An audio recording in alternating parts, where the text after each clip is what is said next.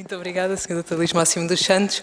Antes de mais, gostaria de cumprimentar e de lhe agradecer as simpáticas palavras. É sobretudo, além de ser uma grande honra, é sobretudo uma grande responsabilidade falar numa mesa presidida pelo Sr. Doutor e é um grande gosto, além de profissional, pessoal também. Gostaria de cumprimentar igualmente, perdoem-me não nominar individualmente, os meus colegas de mesa e pedir e agradecer a simpatia da inversão da ordem. Eu vou dar, também para me justificar antecipadamente, vou dar uma aula às 4h10, os alunos estão naquela fase de exames que não consigo, já há grande paciência para adiamentos das aulas ou para os trazer para a conferência e por isso peço antecipadamente desculpa por ter de sair da sala mais cedo.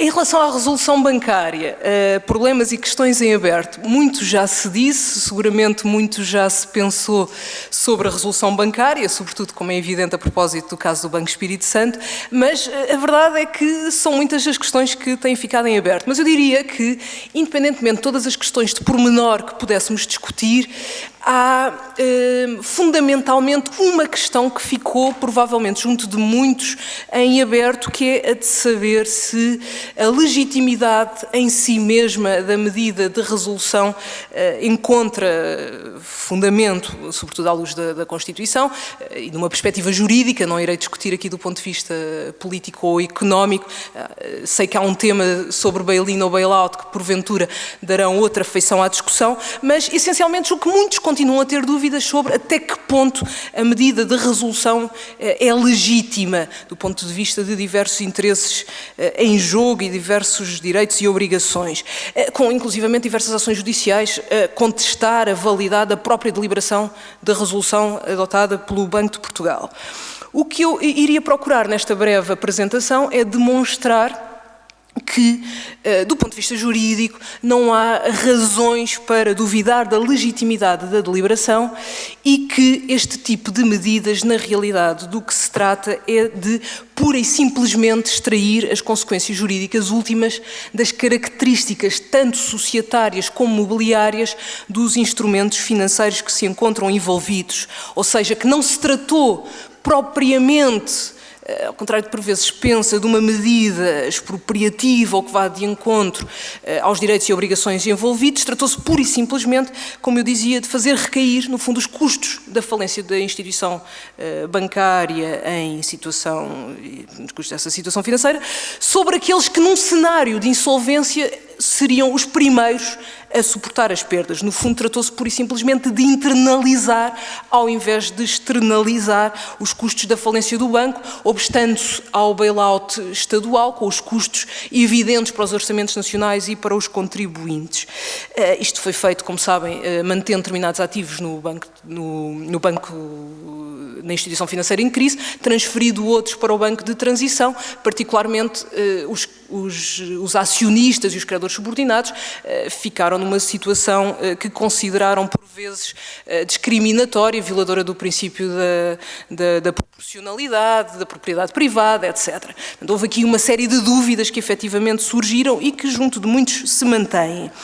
O regime da resolução bancária assenta, como julgo que sabem, na ideia básica de que quando, no fundo, a liquidação da instituição financeira insolvente tenha consequências sistémicas tão gravosas que deva procurar-se uma solução alternativa, os custos dessa alternativa devem ser suportados precisamente por aqueles que, num cenário de liquidação, no cenário base, o normal com que se deveria contar, pelas características próprias dos instrumentos financeiros que subscreveram ou adquiriram, suportariam as perdas.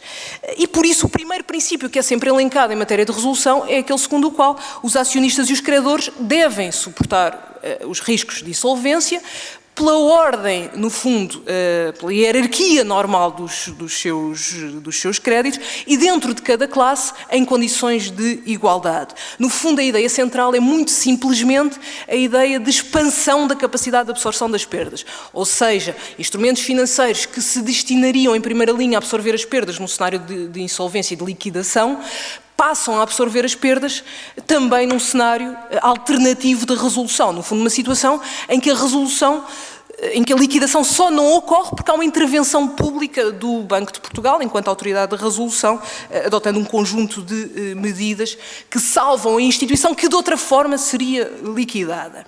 E é por isso que a justiça de princípio da solução, julgo que, em geral, não causa grande confusão, faz-se, no fundo, recair a perda do investimento sobre aqueles que contratualmente, que aqueles que assumiram voluntariamente o risco dessas perdas.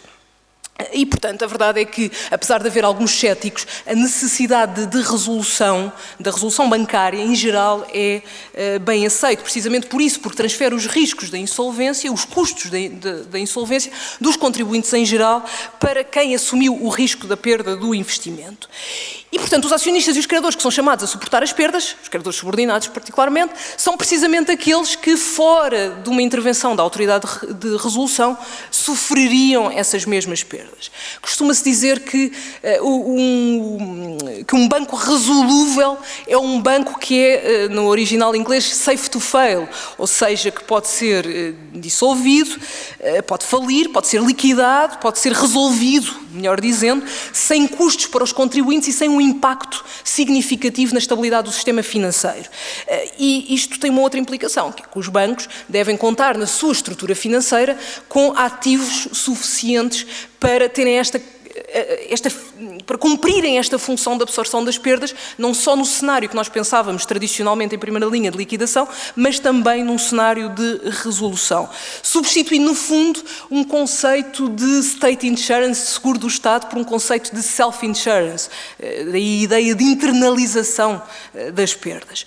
Por outro lado, há um outro aspecto prático importante, é que a adoção de medidas de resolução evita o risco moral inerente aos sucessivos bailouts, que no fundo criarem nos agentes a convicção de que o Estado será obrigado a intervir para evitar os custos sistémicos inerentes a uma insolvência, uma liquidação da instituição bancária, que todos conhecemos como desastrosos, e portanto, isso evita comportamentos potenciais, que são reais, ou de comportamentos mais arriscados, ou, no mínimo, de uma menor vigilância da instituição. Mas, quando os acionistas esperem que o Estado se verá forçado a intervir e providenciar, por exemplo, uma recapitalização pública, é natural que mais facilmente obstem a mecanismos de recuperação internos, obstem a planos de recuperação privados, portanto, da própria instituição, que de outra maneira seriam levados a aceitar, ainda que pudessem envolver alguns sacrifícios próprios. Por outro lado, há um aspecto que é importante, é que a solução não é minimamente original. Ela surgiu na Europa, mas nos Estados Unidos tinha uma origem bem mais antiga, hoje aparece no Dodd-Frank Act, mas já aparecia antes, e na Europa assistiu-se, no fundo, a uma transição de um sistema de bailout para um sistema de bail-in, depois de um conjunto de intervenções repetidas, de intervenções estaduais, com custos muito significativos para os orçamentos nacionais. Portanto, mesmo antes da diretiva, da resolução, como sabem, já muitos Estados, a começar pelo Reino Unido, mas avançando depois para uma série de outros Estados, nomeadamente depois Portugal, avançaram no sentido de instituir soluções deste tipo, mesmo antes da diretiva. E, portanto, no fundo, o que se trata é uma espécie de quebra da ligação entre os bancos e os governos soberanos, motivada por uma série de situações que todos conhecemos. Antes de avançarmos, eu recordaria apenas, julgo que estão todos suficientemente familiarizados e que têm essa ideia, mas lembraria que há diferentes modalidades de intervenção da autoridade de resolução. Além da resolução em si mesma, é possível a adoção de medidas de intervenção corretiva e é possível a adoção de medidas de administração provisória. Onde eu queria chegar era um outro aspecto, é que não há propriamente nenhuma hierarquia na adoção, que o Banco de Portugal, enquanto autoridade de resolução, deva seguir na adoção destas medidas. Agora, obviamente que cada uma delas tem os seus pressupostos e só no caso dos seus pressupostos estarem preenchidos, que naturalmente se prendem com a gravidade da situação, e nomeadamente com o grau também de incumprimento das disposições legais e regulamentares, só se estiverem preenchidos os pressupostos é que eu posso adotar uma outra medida. Mas não há uma regra segundo a qual só se possa resolver depois de haver medidas corretivas ou coisa que se pareça. Depois há um outro aspecto, eu diria também preliminar, que me parece que muitas vezes é esquecido e que provavelmente está na origem de grande parte das dúvidas sobre a legitimidade da medida de resolução, que se prende com as situações, com aquilo que é a situação normal, ou seja, qual é que deve ser o regime-regra na ausência de intervenção do Estado. É que por vezes parece que a recapitalização pública seria a regra e a exceção seria a liquidação. Não é assim. Tanto a recapitalização pública como a própria resolução são as medidas excepcionais. Ou seja, o normal, e esse é que é o termo de comparação de qualquer juízo de proporcionalidade, o normal é a liquidação da instituição bancária insolvente e não propriamente alguma intervenção de recuperação. Quando é que se impõe a resolução?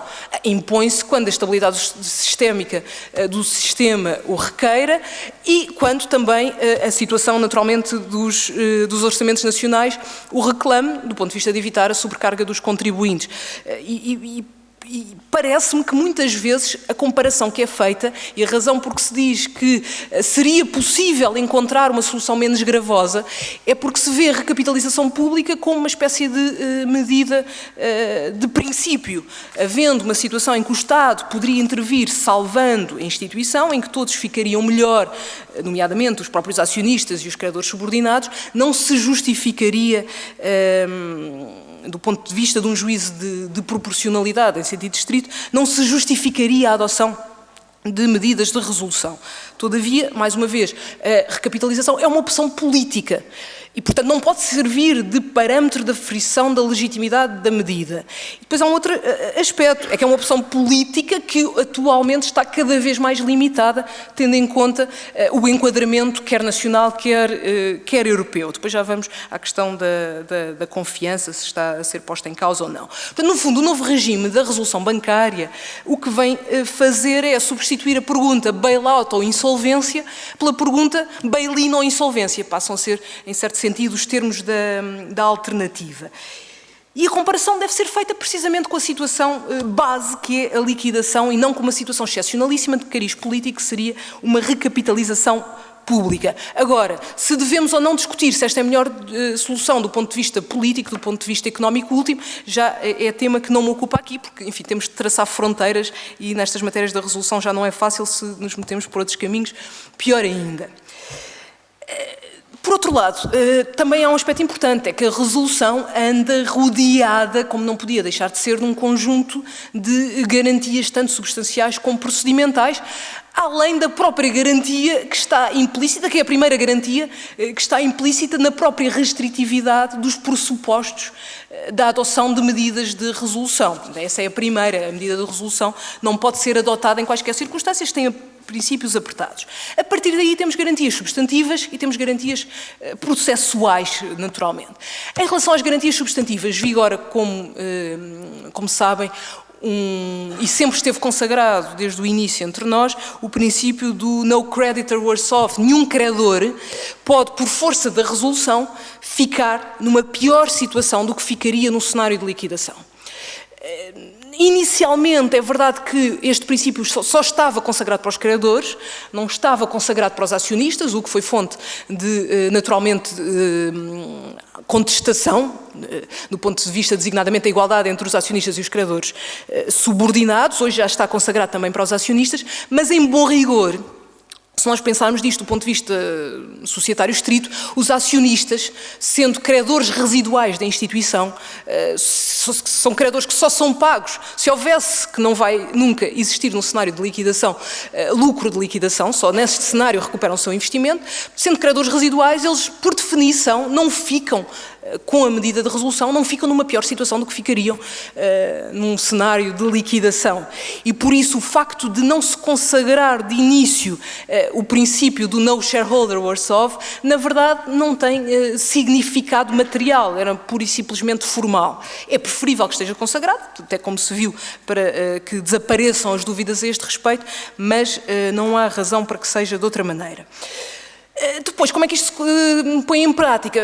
Bem, fundamentalmente este princípio é operacionalizado através de uma exigência de compensação e particularmente de uma avaliação feita por uma entidade independente, que é, no fundo, a garantia de que não é apenas do ponto de vista teórico que se consagra este princípio. E procedimentalmente, ou processualmente, se quisermos, temos todas as possibilidades, que têm sido, aliás, utilizadas, de contestar judicialmente a medida de resolução.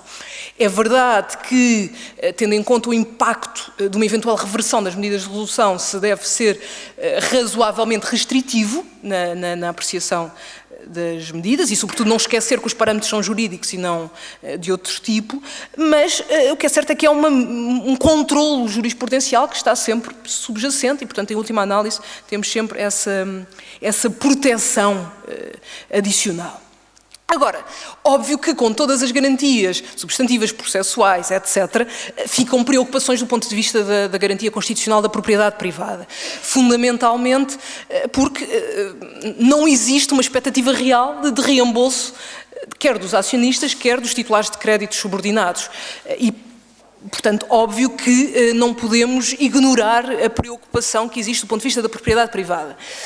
Agora, na linha exatamente do que vinha dizendo de início, as ações são... É verdade que os acionistas estão protegidos contra a assunção de maiores responsabilidades do que aquelas que assumem, mas não estão protegidos contra o risco de perda do investimento, bem pelo contrário. As ações implicam, por definição, essa assunção do risco.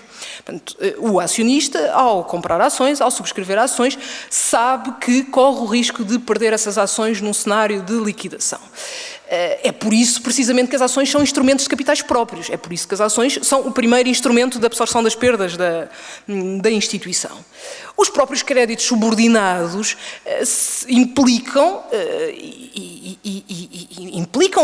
uma remuneração, implicam uma assunção do risco de perda do investimento realizado. Ou seja, e muitas vezes estamos a falar de investidores profissionais, em alguns casos altamente, não só, como é evidente, mas em alguns casos estamos a falar de investidores profissionais altamente agressivos, especializados na aquisição deste tipo de dívida. Mas mesmo depois temos outros problemas na relação, podemos ter problemas a montante que não respeitam a legitimidade em si mesma da medida de resolução. Mas do ponto de vista da legitimidade da medida de resolução, o credor subordinado aceitou o risco e foi remunerado pelo risco de não recuperação do seu investimento.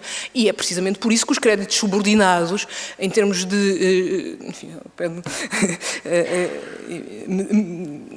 sem querer entrar em pormenores económicos, mas em termos de estrutura financeira da empresa, não são propriamente capitais alheios como os outros capitais alheios. São, no mínimo, instrumentos híbridos e encontram-se já meio caminho entre os capitais próprios e os capitais alheios, se é que não se poderiam designar como capitais quase próprios e, portanto, a sua finalidade é ainda também a da absorção das perdas. E, portanto, num cenário de liquidação, o que é que isto tudo quer dizer? Resumidamente, quer dizer que num cenário de liquidação, tanto os titulares das ações como os titulares de obrigações ou créditos subordinados não recuperariam o seu investimento, perderiam tudo o que teriam investido. Porquê é que não se dá aqui a liquidação? Pura e simplesmente porque houve uma intervenção da autoridade de resolução. Portanto, a ideia é esta. O objetivo da intervenção da autoridade de resolução não é favorecer os acionistas, nem é favorecer os credores subordinados, precisamente porque assumiram esse risco. E, portanto, não se pode dizer que existe uma violação do seu direito de propriedade privada quando ficam exatamente nas mesmas condições em que ficariam se não tivesse havido intervenção da autoridade de resolução. Perdem porque não são objeto de transição para o banco de transição, mas sempre perderiam no cenário alternativo, o cenário real que constitui o termo de comparação, que é o da liquidação. E depois há um outro aspecto que é fundamental. Isto faz parte, em termos de jus societários, se quisermos, ou jus mobiliários, estamos a falar de limitações inerentes ao direito, fazem parte do seu estatuto de sócio, do seu estatuto de credor social. São vicissitudes próprias normais, salvo seja, mas inerentes por natureza à essência da posição de sócio ou da posição de credor subordinado, além da proteção adicional envolvida na garantia de compensação. Depois, passando a um outro ponto, a tentar cobrir os vários aspectos que têm sido invocados contra a legitimidade das medidas de resolução. O princípio da igualdade, tem-se dito que as medidas, a criação de um banco de transição com transferência apenas de parte dos ativos para ele, poria em causa a igualdade porque, por um lado, prejudicaria, imporia, no fundo, um sacrifício especial para aqueles cujas responsabilidades permanecem na instituição financeira em crise, que não são objeto da transferência, por um lado. Por outro lado, aponta-se que haveria aqui implícita uma espécie de tratamento, de imposição de tratamento sancionatório contra sujeitos que nada têm que ver com a situação do banco e em igualdade com aqueles que seriam responsáveis, que são os administradores, em primeira linha, que serão os potenciais responsáveis pela situação da instituição bancária. Agora, dois aspectos. Primeiro, por um lado, existe um fundamento claro para a não transferência destes ativos. O fundamento claro é aquele que temos vindo a ver desde o início. Estamos a falar de instrumentos que, pelas suas características, se destinam a absorver as perdas. A única coisa que acontece é uma expansão do objeto, do cenário, aliás, no qual se dá essa absorção das perdas. Em vez de ser só liquidação, é também um cenário de resolução. O próprio Comitê de Basileia, eu recordo, há muito que defendia uma expansão da capacidade de absorção das perdas destes instrumentos, precisamente com o motivo que não era justo, não era razoável que estes instrumentos funcionassem num cenário de insolvência, mas já não funcionassem num cenário de resolução, porque estamos a falar dos titulares de ativos que assumiram contratualmente o risco das perdas e assumiram um estatuto jurídico-societário e jurídico-mobiliário que implicam a assunção deste risco, consciente ou inconscientemente. Quanto ao tratamento em paridade com os potenciais responsáveis pela situação do banco, em rigor, o tratamento paritário é só nas consequências, não é nos fundamentos. Ou seja, no caso das ações, no caso dos créditos subordinados, o fundamento é precisamente este que estamos a ver. É um fundamento, se quisermos, objetivo. Nos outros casos é um fundamento efetivamente subjetivo. Há um intuito sancionatório. Mas não é pelo facto de a consequência ser a mesma que o fundamento da não transferência dos ativos para o banco de transição é o mesmo. E não tem de ser.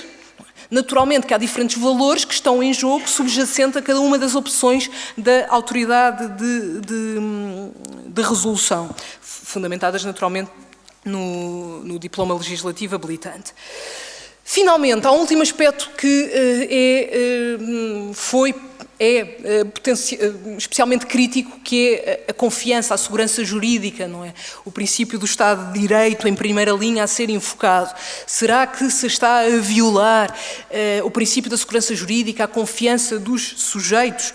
Bem, já podem adivinhar o que é que direi sobre isto. Aquilo com que poderiam contar, mais uma vez, os titulares de ações e de créditos subordinados, estamos a falar de instituições financeiras em situação financeira suficientemente grave para que o resultado da não intervenção da autoridade de resolução fosse a liquidação. Portanto, a única coisa com que legitimamente, juridicamente, estes sujeitos poderiam contar era com a liquidação. E, portanto, no fundo, tínhamos dois cenários. Ou a liquidação, caso em que perderiam o seu investimento, ou a resolução, caso em que formalmente não perdem o investimento, mas reconheçamos, não há expectativas reais de reembolso, porque são credores subordinados, surgem no final dos finais da graduação dos créditos.